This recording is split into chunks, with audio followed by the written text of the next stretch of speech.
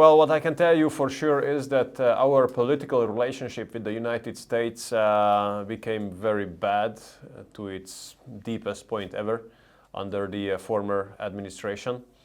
I think it's not an exaggeration to say that the former administration has looked at us in a very, very hostile way.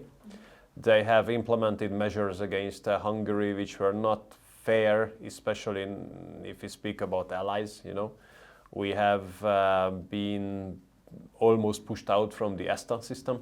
The bilateral tax treaty between the two countries has been terminated. Our opponents in Hungary have been financed from America. So that was not a ideal type of relationship, let's put it this way. Now, President Trump considers us as friends. That's so obvious. We consider him the same way. We have agreed that we rebuild this relationship. We agreed that there's a great chance that there will be a golden age of Hungary-US political relations. And the basis for that is the fact that both President Trump and the Prime Minister Orban sees the most critical issues now around the world in a very similar way. So when it comes to illegal migration, we are both very heavily against. When it comes to families, we are very heavily against this aggressive type of LGBT propaganda. When it comes to the question of war or peace, we are definitely on the side of peace. So therefore, what I count on is a totally new type of relationship between US and Hungary. What about the others? I can just tell you one thing, that when we come together with the European leaders nowadays, I feel a lot of frustration among the European friends. The reason for that might be that they remember themselves what they have said about President Trump during the last years. And I'm pretty sure that President Trump remembers that as well. So I'm happy that I'm not in their place nowadays. And I don't think any of the sides would ask for Hungary to be a mediator, simply because if President Trump would like to reach out to anybody here in Europe, he doesn't need a mediator. Well, President Trump is the President of the United States, so I would advise to take all his words seriously. Well, first of all, I want to say that if we speak about the current Spanish and the current Hungarian governments, then it's obvious that when it comes to political or ideological issues, we are very far away. It's very, very complicated to find a common denominator. But I do believe that, that under such circumstances, keeping in touch, talking to each other, keeping the channels of communication open is extremely, extremely important. It's obvious that we think totally differently about the phenomenon of migration. It's totally evident that we think about LGBT issues in a very different way. But still, there are areas like the economic cooperation. We are both car manufacturing nations. We are both interested in the cooperation on the automotive sector to be improved. Well, I think it doesn't matter because we are Hungarians and we don't vote here. What matters is what the Spanish think about Pedro Sanchez, because they are the ones to decide about him. Of course, we have an opinion about his policies, but once again, I don't like interfering into domestic issues of other countries. Why? Because there are too many who are interfering in ours, and we don't like that. Absolutely double standards are now there in Brussels. Double standards and hypocrisy. So what we feel is that, we have been in office for 15 years now. And we have a very characteristically right-wing, patriotic, conservative, Christian democratic government following such kind of a strategy. And Brussels, the liberal mainstream of Europe, simply cannot digest that there can be a successful, conservative, patriotic government for such a long time in office. We have been under financial sanctions by Brussels, we have been under political pressure by Brussels, by infringement procedures by Brussels, and still we are here. We have won 4 continuous elections with a 2/3 majority. While in Brussels, they think that if it is not a liberal party to win the election, then the whole system is anti-democratic. So look, if it's a liberal party which is winning elections, they are fine. It's a fantastic democracy. If it is a conservative party to win, oh, this is a dictatorship. And this is something that we have to live with, unfortunately.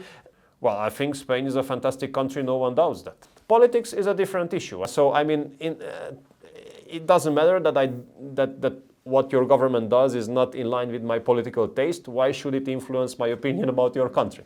Well, I think the European Union has picked a terrible and tragic strategy when it comes to the war in Ukraine. Imagine hundreds of billions of euros have been paid to the Ukrainians. Weapons of hundreds of billions of euros worth were sent to the Ukrainians. Sanctions have been introduced which have killed the EU-Russia relationship, plus caused a wide range of problems to the European economies. And what's the outcome? Russia is gaining ground, Ukraine is being pushed back, hundreds of thousands of people have died. So I think that with every other day spent in this war, Russia gets a better position, Ukraine gets a worse position. So that's why my consequence is we have to stop now. And the sooner we stop, the better position Ukraine will be. There's no solution on the battlefield. The only solution is around the negotiating table. That's why we hope that President Trump will be strong enough to turn the tide around and reach some kind of an agreement around the negotiating table. You know, I would never tell any country to lose territory. So, I mean, you will never hear me do things like that. For us, territorial integrity, sovereignty, UN Charter are, you know, non-negotiable. But currently, the situation is that Russia is gaining ground every day.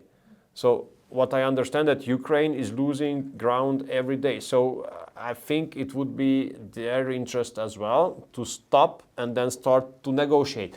I think the reason for that is that people started to feel the terrible impacts of the very bad policies which have been followed by the West in the recent years, where Europe started to lose its security, where Europe started to lose its competitiveness, and Europe started to lose its relationship to its heritage, culture, religion, and so on and so forth. And I think that all these bad strategies are now tangible on the everyday level of the life of the people. And therefore, they started to give their trust to the patriotic, conservative, Christian democratic, right-wing political forces, which is pretty much understandable in this regard. Our position is crystal clear. We have to do everything in order to push back illegal migration. Illegal migration is dangerous.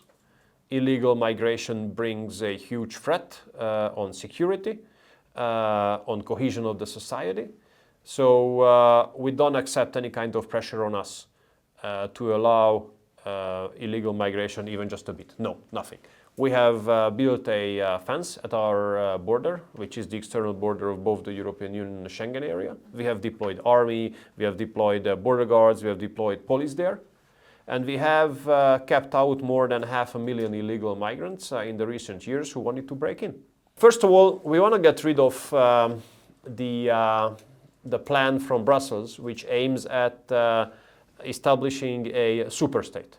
We want the European Union to be an integration of strong, competitive and proud countries. Countries which stick to their heritage, their culture, their history. Specificities of countries must be respected. So it's not like, you know, a superstate. We want to make it very clear that Europe is a Christian continent. Europe is a Christian entity, and we are proud of that, and we stick to that. And we also want to make it very clear that we do consider families in a traditional way, as it was considered for 1,000 years before us, and we stick to the protection of the families. And we also stick to the national sovereignty. Oh, no, absolutely not. No. We are members of the European, we will be members of the European Union, but we stick to our right to take part in the debate how Europe should look like in the future.